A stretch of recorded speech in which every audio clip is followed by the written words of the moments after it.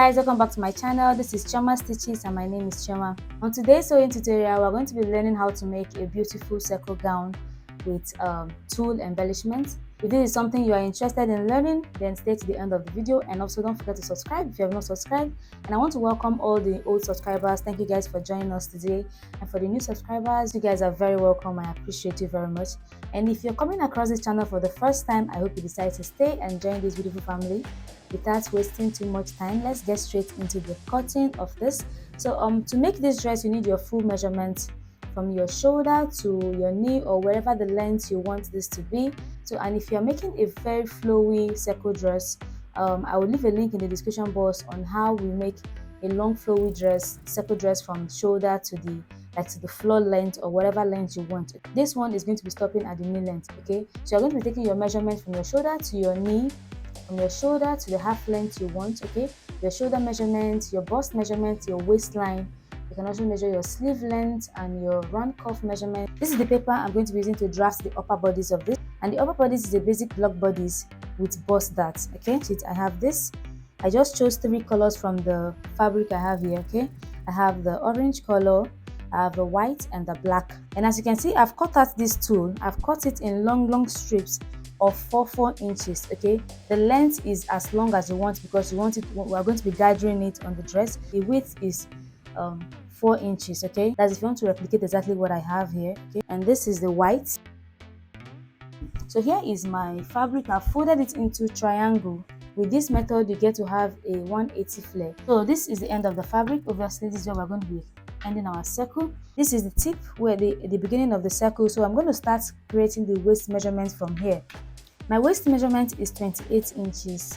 28 inches divided by 4 is going to be 7 inches. And so I am going to be adding like 1 inch to it. And that 1 inch will be for the zip allowance at the back. Okay, so now instead of having 7 inches here, I'm going to be having about 7.3 inches, so that those 0.3 inches added times 4 is going to be giving us enough allowance for us to make our zip. Okay, so to get what I need for my waist measurement, from the tip here, I'm going to be measuring 9.5 inches, and I'm going to go around making a curve. I have 7.2 here, so I'm just going to move my fabric up here. So from here, I am going to be measuring whatever is left, because it's a knee length dress. Okay, so I have like 22 inches here, so I'm going to just raise this. This is from here. I'm going to go ahead and mark the 22 inches all the way. And I'm going to go ahead and cut this out.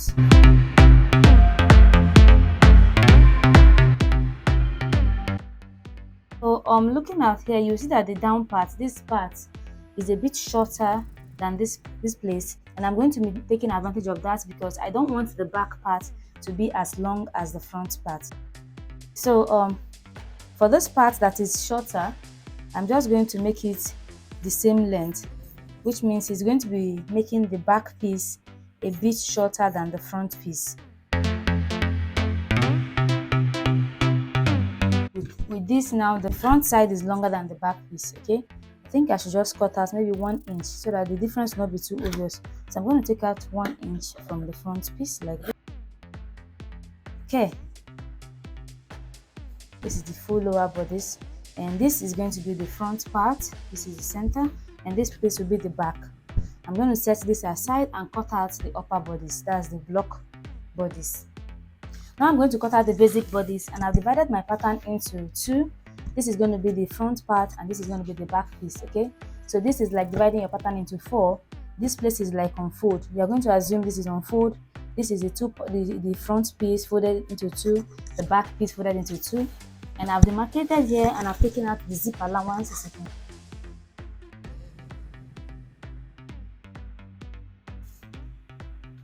And then for the back, I'm going to come down by 1 inch for the shoulder slanting. To get your armhole, you divide your bust by 6 and add 1.5 inches. So bust 35 divided by 6 plus 1.5 is going to be 7.3 inches. So I'll mark 7.3 here, which means from the shoulder here is going to be 8.3 inches, including the 1 inch shoulder slanting. And then for the front piece, we are going to be taking out 1.5 inch shoulder slanting. I'm just going to connect these two lines for the armhole.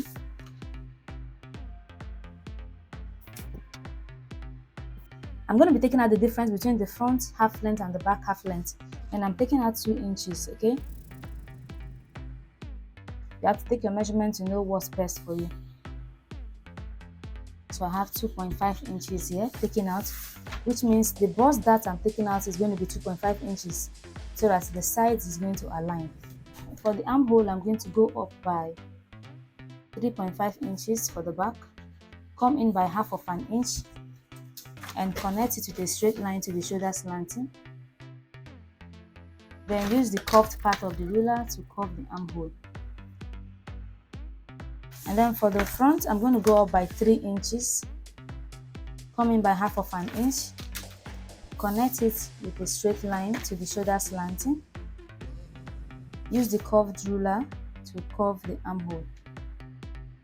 And then I'm going to be taking out the neckline. So I'm going to be using 3.5 inches for the width, and for the depth for the front, I'm going to be using 7 inches. I'm going to use my curved ruler to curve it. So I'm going to be using this straight ruler to connect the shoulder slanting. And then for the back, I'll be using the same 3.5 inches for the width. But for the back depth, I'm using 1 inch. So I'm going to be connecting it. Next, I'm going to include the dart. I'm using my bust point as the dart to mark out my dart, and my bust point as the nipple to nipple measurement is 8 inches. Divided by 2 will be 4 inches. So I'm marking out 4 inches. I'm going to connect that. And for my dart, I'm using 1.5 inch, which should be 0.75 inches on both sides. And I'm going to mark out my dart. Now around the end of the dart, I like to come down by say half an inch and create like a triangle around here. This is to help guide me when I am taking out the dart. It will be easier. I will know exactly where my dart is. My waist is 28 inches, divided by 4 is 7 inches.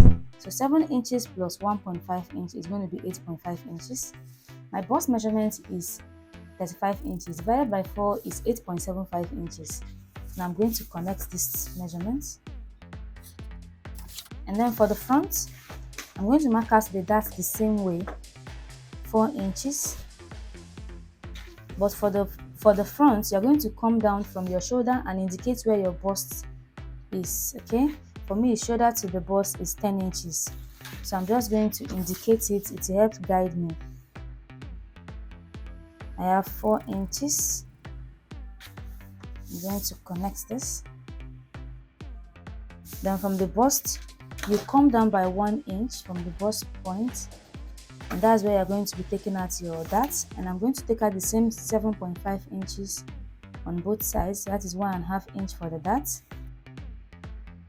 And then for the waistline, I have my waist to be 8.5 inches. That's 28 inches divided by 4, 7 inches plus 1.5 inch, that's 8.5 inches. Okay.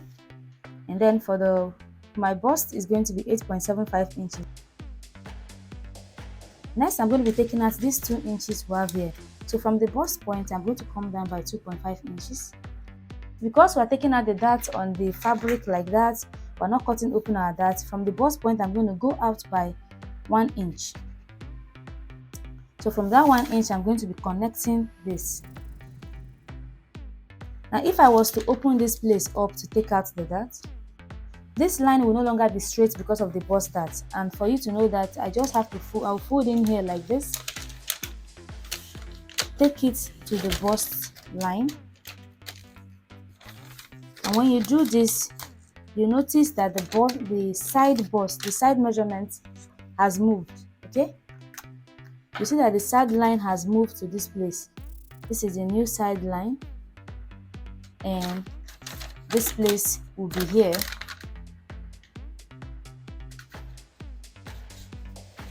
So I'm using my marker to indicate it. Look at this. So because of this, I am going to be creating this mark to indicate where this is going to. This is going to help us with our dart. So this is how you get your bust dart, and from here you also add the same sewing allowance you will add on this place. Okay, so I have my pattern now. I can go ahead and cut out this and then transfer it to fabric.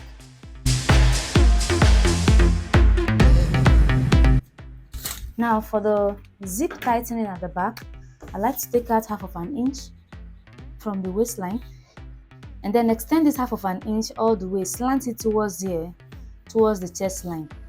So I'm going to eliminate that part.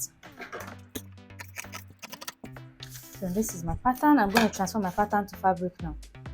I've transferred the pattern to fabric, as you can see, and I added 1 inch sewing allowance on the side here, 1 inch sewing allowance here as well. And then I added 1/4 inch for joining the shoulders, okay, and 1/4 inch for the neckline. Also, as you can see, the front has an opening and it's not supposed to have an opening, and that's because the fabric was not enough for me to cut it on fold. So I have to cut it piece by piece, and that is why we have an opening for the front.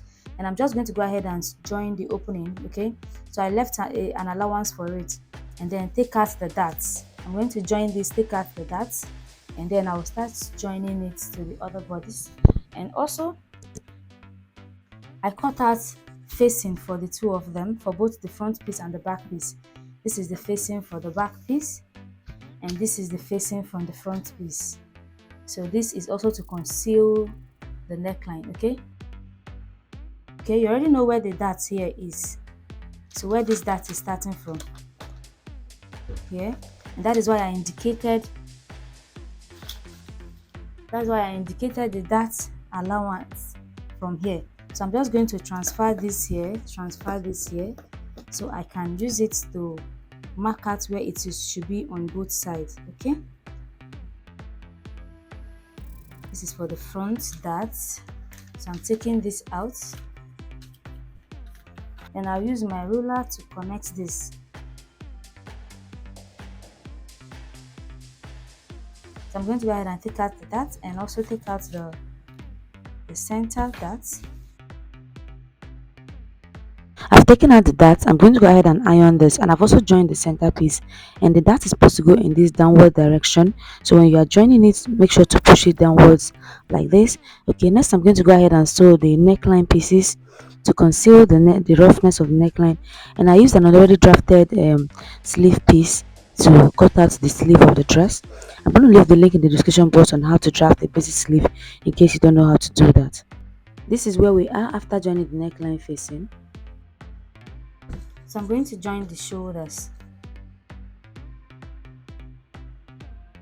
So I've joined the shoulders. Now I'm going to be joining this. After joining the sleeve, we're going to sew the sides together, okay. So I'm just going to go ahead and place the sleeve like this and sew it just the way you sew your normal sleeve, and this is what we have. So I'm going to go ahead and join the sides before we join the lower bodice. Okay, so here you can see I've gone ahead to sew the sides. I'm going to turn it to the right side, and then I'm going to go ahead and open it up and join the lower bodice to it from center to center. Just sew it straight up so that we can attach the zipper. And this method is just basic, of course anybody can do this, and what I like to do is push my dart pieces to the sides as I go along. And here we are, I'm taking out the pins. I've gone ahead to join it, and this is what we have. You can also iron yours. So at this point I'm going to be joining the sides so we can create a space for the zipper. So I use my zipper as a guide to know where to stop, and then I joined it. Alright, so here I've sewn the zipper, and don't forget to give it weaving. You have to weave the inside to give it neat finishing. Okay, so this is the front. So I'm going to turn it inside out now to reveal the right side. So this is it. Now if this is where I intended to stop, then it would have been okay here. At this point you can, if you don't want to embellish it, this is where you stop. You go ahead and hem the edge and the dress is ready, but this is not where I'm going to stop, okay. So I'm going to hem the edge, and then I'm going to be sewing the tulle to it, and I'm starting with the white tulle. So I'm going to pick one of it out, and I'm going to start sewing it. So after hemming it, we're going to start gathering the tulle at the end. So I'm starting with the white. I'm going to take it to the sewing machine and show us how we are going to achieve these ruffles. Okay, some people like to run loose stitch on the tool first and then gather it, but I like to sew mine directly, and I'm going to show you how I do that. I've hemmed it, and now it's time to attach the tool. I'm starting with the white part. Okay, the white tool is going to come first, followed by the black one, and then this. And of course, for each one you're going to change your color of thread to match the one you are attaching, for those who intend to replicate this exactly the way I have done it. So this is how I attach mine without running a loose stitch on this first. Okay, look at this. Because I'm going to be bringing one, is going to be coming to lay on this place, so I'm going to be leaving this part like this, so that it will just look as if there was no joining. Okay, so at the end of it, the one that is coming to complete this one will lay exactly on top of this. Okay, so I'm going to gather the rest, gather here like so, and start sewing. If you look at this, you see that I went like 1 inch above the hem.